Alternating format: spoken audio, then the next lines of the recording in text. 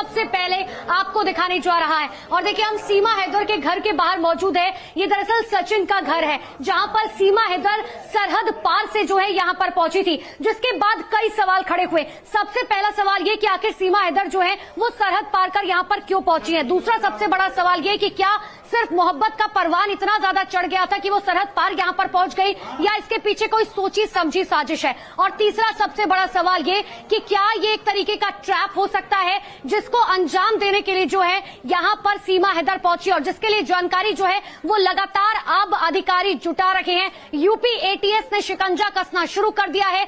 सचिन के पिता और खुद सीमा हैदर से लगातार जो है पूछताछ की जा रही है। घर पर अभी जो है फिलहाल कोई मौजूद नहीं है, ना सचिन मौजूद है, ना सचिन के पिता, और ना ही सीमा हैदर मौजूद है। तो एक एक जानकारी सबसे पहले न्यूज 18 इंडिया पर आपको दिखा रहे हैं। लेकिन शुरुआत इस वक्त की सबसे बड़ी खबर के साथ करने जा रहे हैं, जहां पर न्यूज 18 इंडिया के पास वो एफआईआर कॉपी है जिसमें सीमा का जिक्र है। दरअसल जो सीमा हैदर पर एफआईआर हुई है, जिसमें इस बात का जिक्र किया गया है कि हाँ, सीमा हैदर के पास 4 मोबाइल फोन मिले हैं, और 4 मोबाइल फोन में से एक मोबाइल फोन जो है वो पूरी तरीके से डिस्ट्रॉयड है, पूरी तरीके से खराब है, चाहे वो टूटा हुआ था या उसे तोड़ा गया था। इसके बारे में अब जानकारी जुटाई जा रही है, क्योंकि ये वही मोबाइल फोन है जिसके जरिए जो है शायद हो सकता है कि पाकिस्तान में इसे इस्तेमाल किया गया हो सकता है नेपाल के जरिए जब वो पहुंच रही थी तो नेपाल में भी जो है इस्तेमाल किया गया हो। और सीधे लिए चलते हैं मेरे सहयोगी दीपक बिष्ट के पास, जो लगातार एक एक अपडेट इस खबर से जुड़ी हुई सबसे पहले दर्शकों तक पहुंचा रहे। दीपक, एफआईआर में मोबाइल के अलावा और किस चीज का जिक्र किया गया है? देखिए, जो एफआईआर है जिसमें बरामद वाली चीजें हैं, उसमें एक पाकिस्तानी सिम भी सीमा हैदर के पास से मिला है, जिस सिम के बारे में जानकारी जुटाई जा रही है। उस सिम को ऑन करके एक्टिवेट किया जाएगा। उसके बाद ये पता लगाया जाएगा कि इस सिम से आखिरी बार पाकिस्तान में किन किन नंबरों से बातचीत हुई थी। वहीं दूसरी तरफ जो पासपोर्ट की कॉपी है, 6 पासपोर्ट की कॉपी मिली है, जिसमें से 5 सीमा हैदर और उसके 4 बच्चों की है, और एक सचिन का पासपोर्ट माना जा रहा है। उसके अलावा जो बरामदगी वाली चीज है, उसमें रजिस्ट्रेशन, कुछ रजिस्ट्रेशन जो पाकिस्तान से जुड़े हुए हैं उसके कागजात हैं।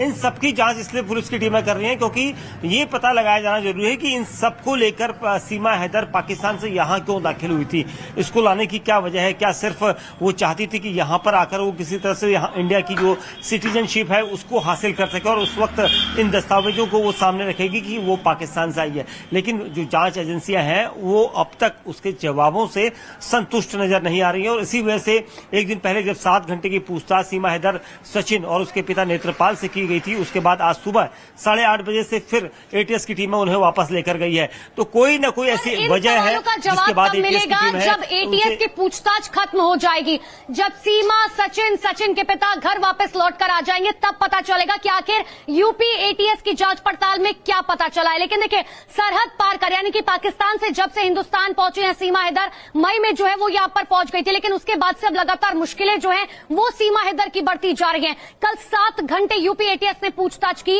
और आज भी लगातार पूछताछ जारी रहेगी। कल दरअसल जो है सीमा से कराची में जो उनका घर है, उनके परिवार के बारे में, उनके पासपोर्ट के बारे में, किस तरह से वो दुबई पहुंची, किस तरह से नेपाल पहुंची और नेपाल से भारत पहुंची, इन सभी सवालों के जवाब जो हैं वो लगातार यूपी एटीएस की तरफ से किए जा रहे हैं। लेकिन एक रिपोर्ट के जरिए आपको दिखाते हैं कि आखिर यूपी एटीएस जो है वो किस तरीके से जांच पड़ताल अपनी आगे बढ़ाती हुई नजर आ रही है।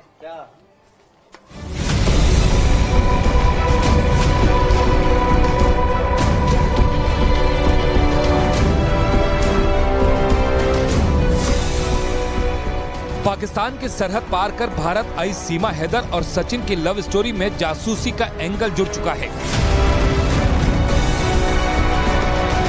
पबजी के जरिए प्यार और उस प्यार के खातिर भारत तक का सफर सीमा ने बिना किसी डर के तय कर दिया। ये बात खुफिया एजेंसियों के गले से नीचे नहीं उतर रही थी कि इस बीच खुफिया एजेंसी को जानकारी मिली कि सीमा हैदर के परिवार का सदस्य पाकिस्तानी सेना में है, जिसे सुनकर उनका शक और मजबूत हो गया।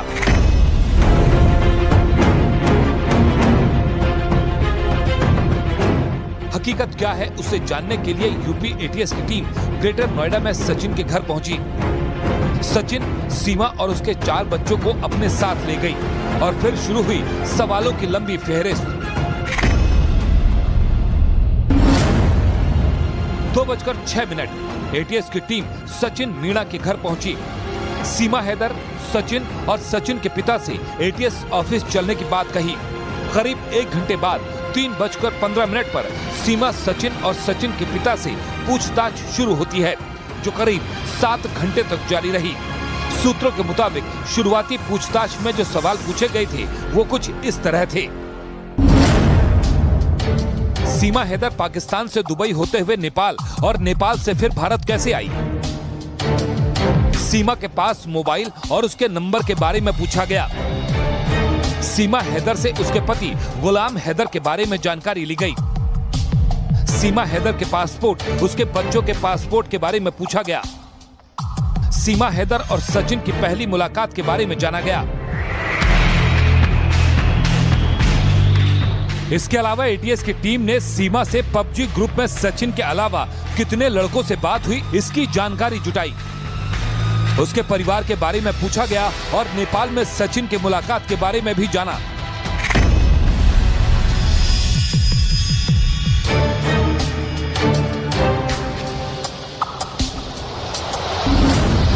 कि सचिन और सीमा नेपाल में 7 दिन रहे, उस दौरान वो नेपाल में कहां-कहां गए और किस-किस से मिले। सीमा हैदर के पूरे परिवार में माँ, पिता, भाई बहन के अलावा कौन कौन है? सीमा के भारत आने के पीछे मकसद क्या सिर्फ सचिन से प्यार है? सीमा के भारत आने के पीछे दूसरी वजह क्या है? कराची की रहने वाली सीमा हैदर शादीशुदा है और उसके 4 बच्चे हैं। सीमा दक्षिणी पाकिस्तान के खैरपुर में रिंद हजानो गांव की रहने वाली हैं। इसके अलावा वो पाकिस्तान के दूसरे इलाकों में भी रही, तो उससे जुड़े सवाल भी पूछे गए। सीमा हैदर सिंध और कराची में कब से कब तक रही? सीमा हैदर ने पाकिस्तान में अपना घर किसके जरिए बेचा? सीमा को भारत तक आने के लिए रूट्स की सलाह किसने दी? सीमा हैदर को भारत की सरहद तक पहुंचाने में किसने मदद की? भारत से जुड़ी सरहद को पार करते वक्त क्या सीमा की तलाशी भी ली गई? अब ऐसे में सबसे बड़ा जो सवाल है वो ये कि सीमा हैदर नेपाल के रास्ते भारत में कैसे दाखिल हो गई, क्योंकि भारत नेपाल सीमा पर सशस्त्र सीमा बल तैनात है और उसकी जिम्मेदारी है कि वो आने जाने वालों पर नजर रखे। ऐसे में एसएसबी के जवानों को चकमा देकर सीमा कैसे निकल आई? इन सभी सुरक्षा खामियों को लेकर एजेंसियों के बीच माथापच्ची चल रही है। फिलहाल एटीएस ने सीमा, सचिन और उसके बच्चों को घर भेज दिया है, जिन्हें दोबारा किसी भी वक्त वापस बुलाने की बात कही गई।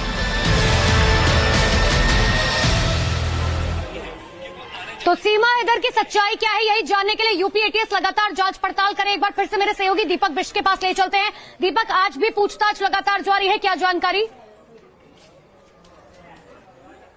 बिल्कुल, देखिए आज भी पूछताछ की जा रही है। एटीएस के द्वारा उन सवालों को जवाब तलाशने की यहाँ पर एटीएस की टीम कोशिश कर रही है जो सीमा हैदर से जुड़े हुए और खासतौर से राष्ट्रीय सुरक्षा को लेकर ये जुड़े हैं कि सीमा हैदर को किस एजेंट के जरिए नेपाल के रास्ते भारत की सीमा को पार करवाया गया था, उसका नाम यहाँ पर जानना जरूरी है। हालांकि सीमा ने अब तक खुलासा नहीं किया कि वो कौन एजेंट है। उसने कई नाम बताए हैं कि वो फलाना नाम के शख्स से मिली थी, उसके बाद उसने जो है उस एजेंट तक वो पहुंची थी, लेकिन उसका जानना जरूरी है। उसके अलावा उसके पास जो पाकिस्तानी सिम मिला है उसके बारे में जानकारी जुटाई जा रही है। उसके साथ ही जो मोबाइल फोन है, मोबाइल फोन में जो चैट्स थे व्हाट्सएप की, वो डिलीट क्यों की गई थी सीमा के द्वारा, ये सबसे अहम जानकारी यहाँ पर एटीएस की टीम में जुटाई जा रही है और उस डाटा को रिट्रीव किया जा रहा है ताकि उन सवाल है कि आखिर फोन पर किससे बात हुई थी, चैट आखिर क्यों डिलीट की गई और आखिर फोन क्यों टूटा हुआ है, उसका डाटा जो है वो क्यों डिलीट है। इन सभी सवालों के जवाब जो है वो जांच पड़ताल के लिए जो है अब किए जा रहा है यूपी एटीएस की तरफ से। लेकिन देखिए, क्या सीमा हैदर जो है वो पाकिस्तान से हिंदुस्तान क्यों पहुंची? क्या वो पाकिस्तानी जासूस है?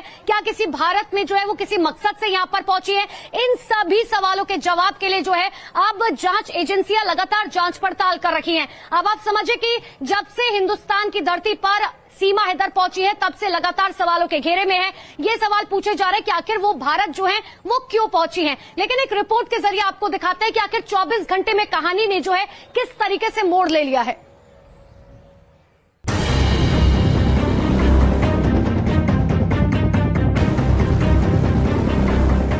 सीमा हैदर का भारत आने का मकसद क्या है?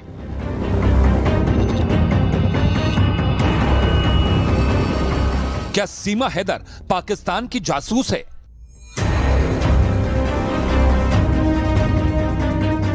क्या सीमा हैदर का रिश्ता पाकिस्तान की सेना से है?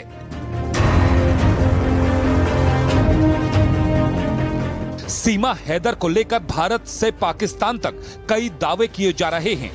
यही वजह है कि भारत की जांच एजेंसियां सीमा हैदर की कुंडली खंगालने में जुट गईं।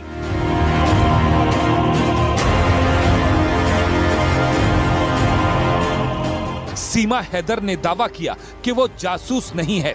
उसे ग्रेटर नोएडा के सचिन मीणा से पबजी पर प्यार हुआ और सचिन के लिए ही वो पाकिस्तान से दुबई और नेपाल के रास्ते भारत आ गई।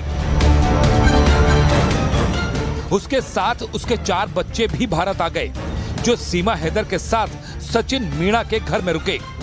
सीमा हैदर ने नोएडा पुलिस और मीडिया को यही जानकारी भी दी। उधर पाकिस्तान में सीमा हैदर का जो फैमिली रजिस्ट्रेशन सर्टिफिकेट सामने आया, उसके मुताबिक उसमें गुलाम हैदर को सीमा हैदर का शौहर बताया गया। इस रिपोर्ट में गुलाम और सीमा हैदर के 4 बच्चों का भी जिक्र है। इंडिया की और पाकिस्तानी गवर्नमेंट से रिक्वेस्ट करते हैं कि वीजा लगा दें, दिक्कत ना करें। तो उन्हीं से मैंने रिक्वेस्ट करी, उन्हीं की वीडियोस की हेल्प ली, सारे फोटो खींचे इंडिया के वीजे के लिए, सब कुछ मैंने सारे काम करे इंडिया के वीजे के लिए, विदाउट पट्टा और नेक और कान दिखने चाहिए फोटो में, तो वो सारे फोटो मैंने खिंचवाए, सब कुछ इंडिया करे। इन्होंने आधार कार्ड भेजे। पाकिस्तान की सीमा हैदर के बारे में अब तक जो जानकारी सामने आई, उसके मुताबिक वो कराची की रहने वाली है, जिसे भारत में अवैध रूप से घुसने पर गिरफ्तार किया गया। 4 बच्चों की मां सीमा हैदर दुबई में काम कर रहे अपने पति और पाकिस्तान का अपना घर छोड़कर अपने प्रेमी के पास भारत आ गई। लेकिन सवाल ये है कि अगर सीमा हैदर सिर्फ सचिन के प्यार के खातिर भारत में आई है, तो उस पर सवाल क्यों खड़े हो रहे हैं? इसे समझने के लिए ये जानना बेहद जरूरी है कि पाकिस्तान में सीमा हैदर का फैमिली बैकग्राउंड क्या है। खुफिया एजेंसियों के सूत्रों के मुताबिक सीमा के भाई और उसके चाचा पाकिस्तान की सेना में सूबेदार हैं। उधर सीमा हैदर ने दावा किया कि उसका भाई सेना में नहीं बल्कि पाकिस्तान की सेना में जाने की तैयारी में जुटा है, जबकि उसके पति रिक्शा चलाते थे। यही वजह है कि सीमा हैदर के पाकिस्तान के खुफिया एजेंसी ISI से कनेक्शन के शक में भारत की जांच एजेंसियां जुट गईं। उधर सीमा हैदर का टूटा हुआ फोन भी बरामद हुआ है, जो उसे शक के घेरे में ला रहा है कि अगर वो भारत सिर्फ सचिन मीणा के लिए आई तो अपना टूटा हुआ फोन क्यों रख रही थी।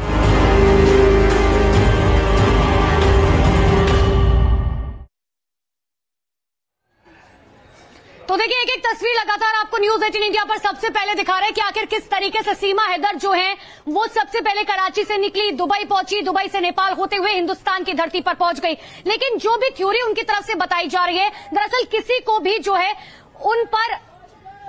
उन पर विश्वास जो है वो नहीं हो रहा है। तो एक एक तस्वीर आपको दिखा रहे हैं, लेकिन इसी बीच एक और बड़ी खबर आपको बता दें, जहां पर यह कहा जा रहा है, क्योंकि विश्वास किसी को नहीं हो रहा है कि आखिर सीमा सच बोल रही है या झूठ बोल रही है, और इसीलिए कहा जा रहा है, एक बड़ी जानकारी आपको दे दें कि सीमा का पॉलीग्राफ टेस्ट करवाया जा सकता है। साथ ही लाई डिटेक्टर टेस्ट जो है वो भी सीमा हैदर का कराया जा सकता है, ताकि सच जो है वो पता चल सके कि क्या सीमा हैदर जिस तरीके की कहानियां बता रहे हैं, जो थ्योरीज बता रही है, जिन पर अभी तक सस्पेंस बरकरार है, उसको जो है लाइट डिटेक्टर और पॉलीग्राफ टेस्ट के जरिए जो है मापा जा सकता है। लेकिन देखिए, जब लाइट डिटेक्टर और पॉलीग्राफ जैसे टेस्ट होते हैं तो उसके लिए कोर्ट की इजाजत जो है बाकायदा ली जाएगी।